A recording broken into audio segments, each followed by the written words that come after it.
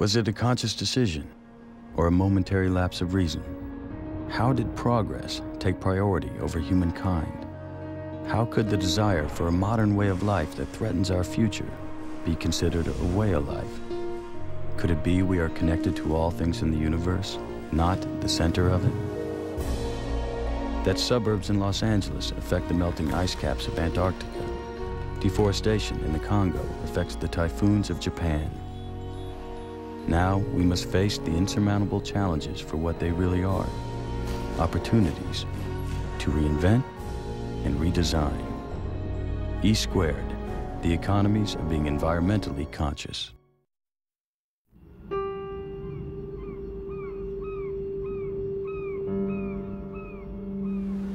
Cities are very important because they're where most of the population in the world now lives. By 2030 onwards, probably 2/3 of humanity are going to live in cities, and half already do now. And we already consume 75% of the world's energy, and we're responsible for 80% of greenhouse gas emissions.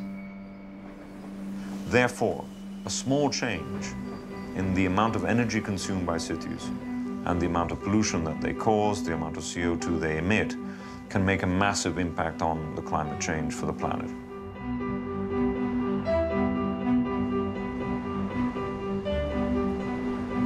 I love London. It's a great city. We've got wonderful architecture. Here we're in the Westminster area and we're coming back into Parliament Square, and we've got the old buildings. We were the city that actually came up with the concept of the mega industrial city, and we spread that concept throughout the world. And we now feel we have a responsibility to test drive with other cities the sustainable city.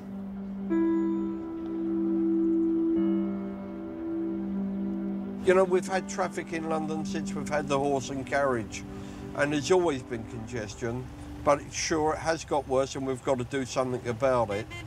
But you're not going to get rid of it completely, and if you're not going to get rid of it completely, you just got to figure out ways how to get it through quicker.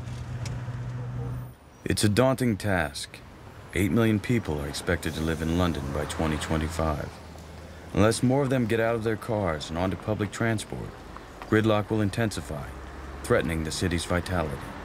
Our population's going up, and our vision is not to export people outside of London or jobs outside of London, but to make London an exemplary, sustainable world city, which means that London actually has to accommodate its growing population and the new jobs in London itself. And we're doing that by vastly extending our public transport system and locating development, shops, jobs, leisure, close to good public transport. It's a city that 8-9 years ago was declining. The public realm of the city was dirty, squalid. People didn't feel happy. People were leaving the city. But it's a city that has been able, from certain points of view, to reverse this trend. The next station is London Bridge. Change for the Northern Line and National Rail services. I think one really couldn't possibly overestimate the radical change London has introduced to thinking about transport in the recent years. And London was in this fortunate situation simply because of the new Labour government rethinking how urban governance should be done and joining that with very clear ideas about transportation. For the vast majority of the public, it has no immediate relevance other than that we hope their air quality is going to get better. We have really targeted... In 2000, Ken Livingstone became the first directly elected mayor of London. A controversial figure, he wasted no time developing a comprehensive traffic plan by enacting the 2003 congestion charge. When we originally asked people what the problem was in central London, they said congestion. And we said, well, how are we going to solve it? And they said, more public transport. So we said, well, how are we going to pay for it then? Do you want higher fares, increase government taxes, increase local taxes? Or what about charging the people who cause the congestion to pay for it? Ha-ha, yeah, good idea. And so if we then collect the money from them and spend it on public transport, is that good? And so that sort of squared the circle, and yes, that was deemed to be good. Well, the idea of congestion charging is a very, very old one, and it came from the 50s. And in fact, in '88, we decided that London needed congestion charging because it was already pretty gridlocked. This is central London. And in the 90s, I commissioned a whole study which was looking at congestion charging being its centrepiece, but a whole lot of other measures to do with parking and investment in buses and so on. And what happened was, of course, it was there, ready for the new mayor, and a very, very courageous mayor, Mayor Livingston, to actually implement. First of all, that the mayor did it by completely ignoring his advisors. Studies were done which showed that it could be done, that it could just about work, but they weren't sure about the technology. His political advisor says this was going to be political suicide, you'll never be re-elected. And as any good mayor does, you've just got to have a sense. Is it the right thing to do? And he just went for it.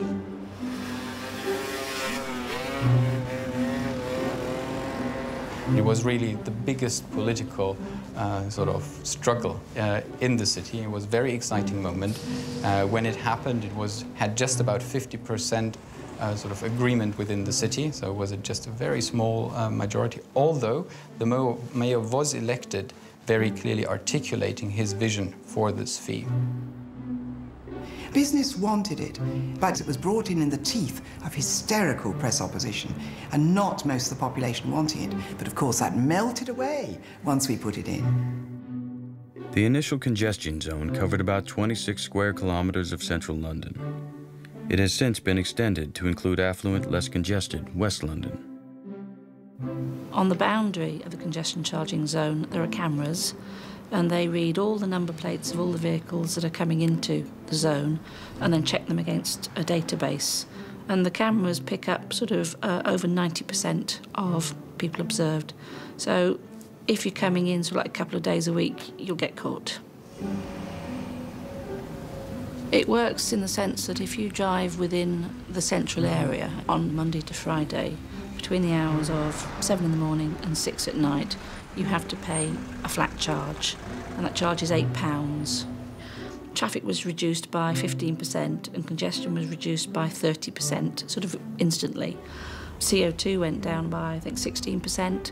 Other pollutants, particulate matter, PM10s and NOx, went down between sort of like 8 and 13%, depending on which pollutant you're talking about. So there were benefits in terms of reduced vehicle emissions and reduced CO2. When the congestion charge first came in, it was great. We were doing journeys that were taking us before congestion charge, round about 20-25 minutes. We were doing them in 10 and 15. However, people started to creep back in with their cars, and congestion, as far as we are concerned, is back to what it was before the charge. The classic critique with congestion charge is, of course, that it didn't change anything in terms of congestion, and that's what you typically hear from people operating cabs or driving in the city on a very regular basis. And if we look scientifically at congestion's level in the city, it is true that following the initial drop of congestion, congestion again started picking up. But that had to do with indirectly related events. Most importantly, that a lot of road construction was occurring. But then also the other effect is, of course, that quite a significant amount of street space has been redistributed to the pedestrian, the bus users, the cyclists. Now, one cannot underestimate, once again, the effects on quality of life if you start really widening sidewalks, making the city really a pleasant environment for its prime users, meaning humans rather than vehicles. The congestion charge generates £123 million a year. By law, this money must be invested in the city's public transport infrastructure. About 80% goes toward upgrading and expanding London's bus service. Given that there is an extensive and pretty effective form of underground service, the mayor had to decide that if he were to reduce cars coming to the centre, he had to improve other forms of transport to take up that sort of difference between the two. And therefore there was a massive investment in the quality of the bus service. The bus service is easy to change, is quick to alter and can produce some results. So putting more money into the bus service has produced a more reliable service, more of it to cater for the peaks so that people can get to work. We've renewed the vehicle fleet, which has both improved its emissions and is now completely wheelchair accessible. And actually this city has a 5% modal shift from cars to public transport, which is unique in any world city. I think the biggest problem with traffic in London at the moment is the amount of buses that we have in the central area. Now that's not such a bad thing, except as if you look at the buses during the day and certainly during the evening, they're running at round about 20% capacity. So you're not getting the amount of people, although our esteemed mayor will argue that he is, but what he's done is given free travel to the school kids and counts that as the amount of people that have increased the rides on buses. The mayor's introduced free public transport for everybody in full-time education under 18 to encourage them to use public transport. Then it also works because then they consider it a realistic option when they become adults and when they start work. Nobody's suggesting, despite some of the criticism, that we're anti-car altogether. What we don't want is people to use cars when there's a sustainable alternative. So we're putting a lot of money into walking and cycling.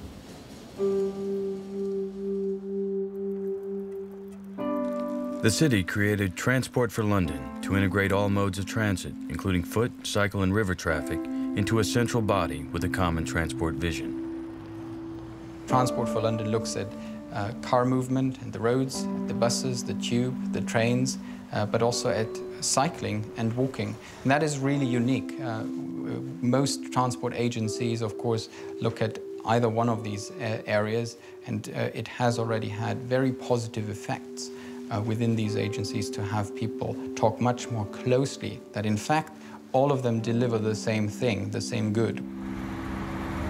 So the congestion charge was one of these strategies which raised the sort of quality of life. It's not a thing in and of itself. I mean, you could talk about road taxing, congestion charges, if it's a good thing because it reduces traffic. It's part of a much more complex picture, and it's about to do with making cities livable. Efficient transit encourages people to visit the city. Access to parks and public squares makes them want to live there too. Improving that access is the aim of the 100 Public Spaces program, started by Ken Livingstone. The Mayor's 100 Public Spaces program was a very, very simple idea to try and focus what we're trying to do. To try and say that a city as growing as fast as London should be investing in public space. Some of the investment from the mayor, which comes in through the congestion charge, is being used to improve the quality, literally the design of the environment. So the most famous of all is Trafalgar Square, which is already difficult for me now to remember that only 6 years ago it was a racetrack.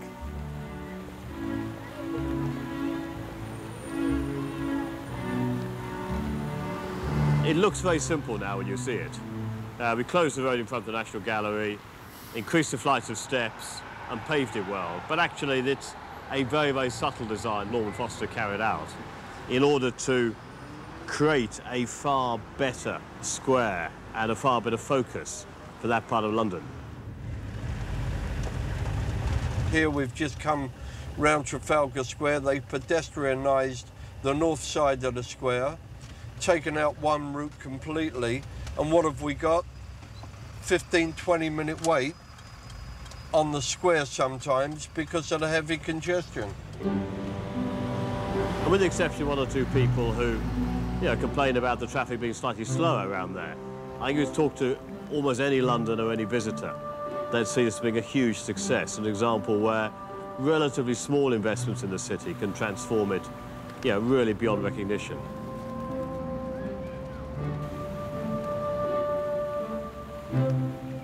The second project in that line is Parliament Square. Parliament Square is different, but the starting point is the same.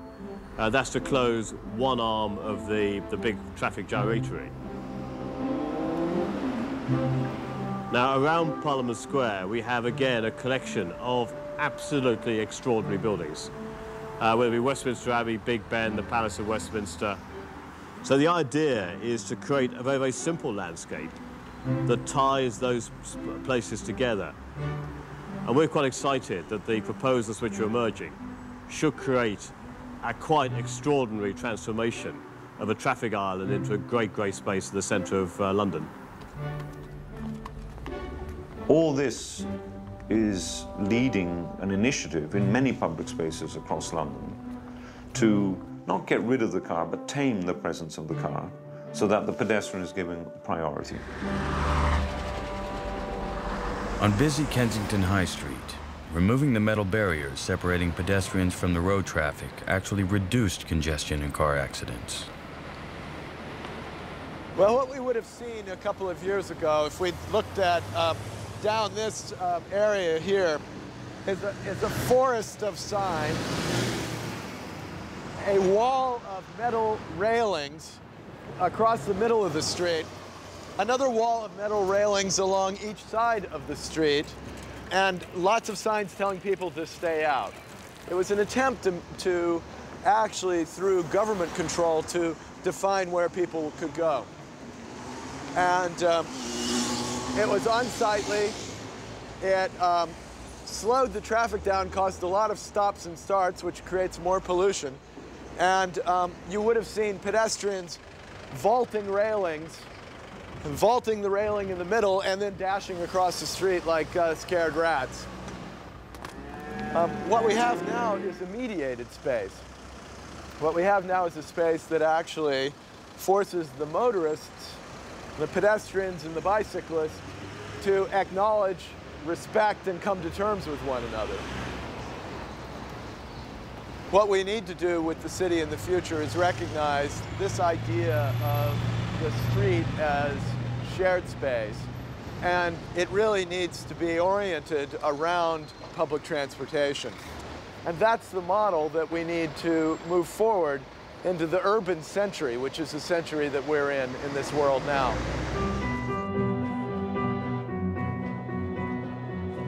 In contemporary cities, urban growth often amounts to urban sprawl. London uniquely placed limits on such expansion in the 1930s. We have in London something called the Green Belt. It's like a circle of countryside beyond which London is not allowed to grow. All growth, all development, all new housing, all new schools, all new offices has to happen, A, within the city limits, and B, on ex-industrial land, which might have had electricity power stations on them, or gas depots and things like that. One of these is where the Olympics is going to be. Preparing for the 2012 Olympics could also revitalize the brownfields of East London, site of the London Games. Investment in rail alone is expected to increase transport capacity to 240,000 people an hour. The Olympics will be held in the Lee Valley, which lies to the east of London. The Lee River is a river system that flows from the north directly south into the River Thames, and it is a landscape of canals and industrial waterways full of large tin sheds, factories, waste processing plants, with this sort of lost waterway system running through the middle of it. And the Olympics will take place in this area, but in order to hold the Olympics, we have to remove all that building form. We have to remove all of that waste. We have to recreate the flood systems and river systems, many back to their natural state, before we can actually have an environment which we can then build the Olympic facilities into. It also sits in an area which has some of the worst socioeconomic conditions in the country. So you have indices of deprivation there which put you in the bottom 5% of the country, some of the worst in Europe. It is a place with several hundred languages spoken. It is a place with high unemployment, poor health, you name it. So the Olympics is an instrument, as it were, to start changing that, both physically and through job creation and that sheer buoying up of the community by having this great world event in this part of London. You're starting to sort of take that asymmetric, unbalanced London model, which is sort of up in the west and down in the east, and start to correct that.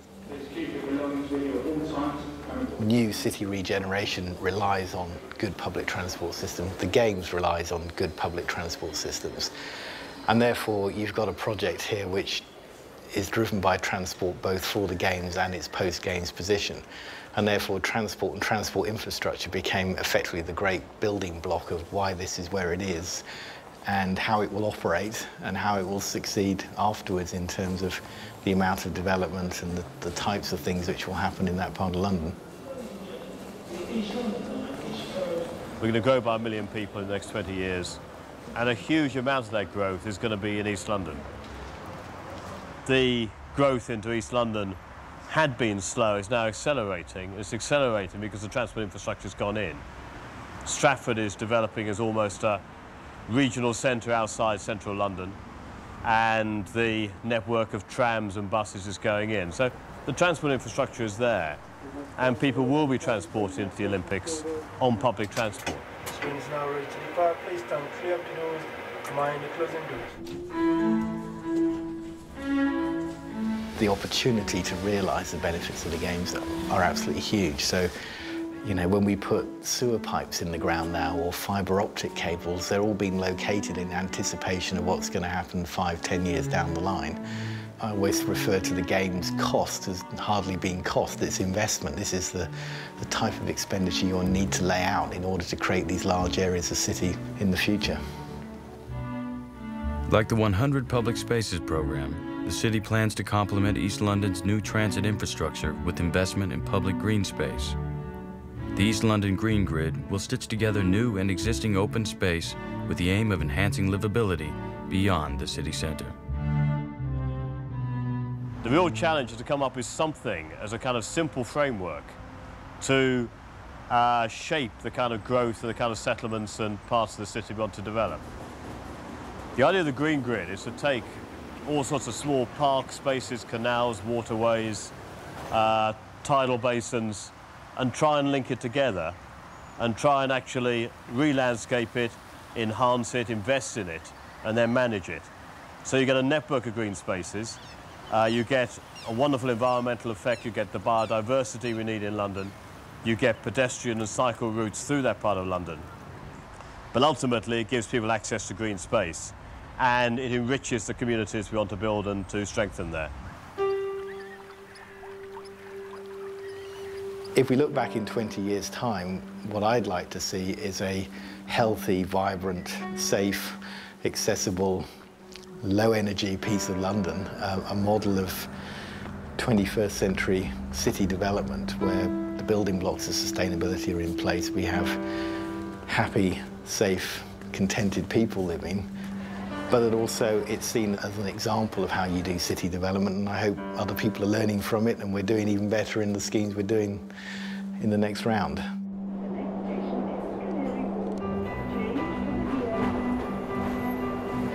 I want to say that we've learned from a lot of other cities too, and I think cities can learn from each other.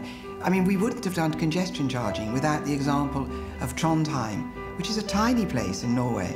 So it's about practical action, it's about cutting carbon together and working on exchanges of best practice, getting ideas from each other.